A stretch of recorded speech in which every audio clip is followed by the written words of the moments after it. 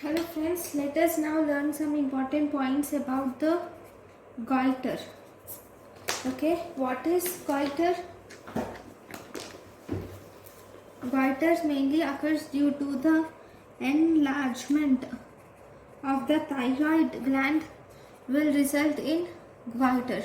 Now this goiter, if you see, is of many types. So first we will learn about endemic goiter. Endemic goiter is seen only in more than 5% of people. We see endemic goiter. Then the second important type, and which is asked many times in NEET PG, is retrosternal goiter. Okay, retrosternal goiter is also called as substernal goiter, which is also called as mediastinal goiter. Retrosternal goiter, substernal goiter, or mediastinal goiter. If you see this retrosternal goiter or substernal goiter or mediastinal goiter,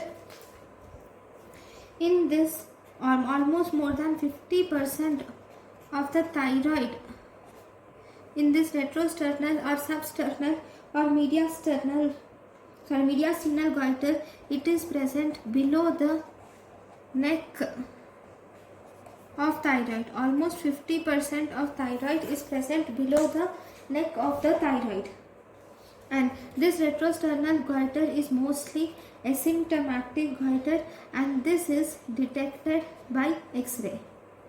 It is detected by X-ray. Here in the patients, if the size increases, then this becomes symptomatic because it is present behind the sternum. In the mediastinum, it has different clinical manifestations. So if you see the clinical features of retrosternal goiter, these include there will be dyspnea, stridor occurs. Dyspnea and stridor occurs mainly due to the compression of the thyroid because of the compression of the trachea. Because of the compression of the trachea by the thyroid, there occurs dyspnea and stridor. You will also see presence of dysphagia occurs due to the compression of esophagus. Compression of esophagus will cause dysphagia. Then there will be hoarseness of voice. There occurs hoarseness of voice occurs, or dysphonia, which is also called as dysphonia occurs. Why this occurs? Due to the compression of recurrent laryngeal nerve, results in dysphonia or hoarseness of voice. Then there occurs dilated veins in the neck and in front of the chest.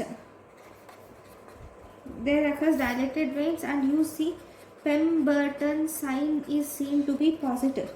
And here, when the limb is affected, when limb is elevated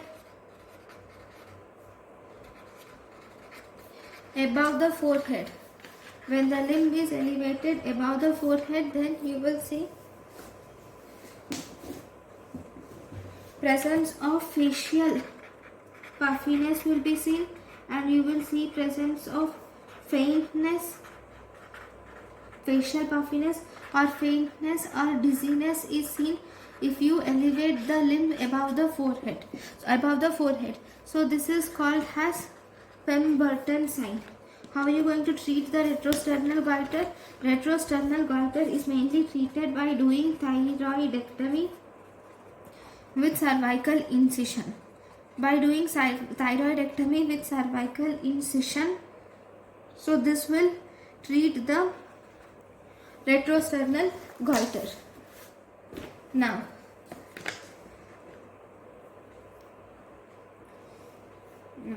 so this is about retrosternal goiter. Thank you for watching.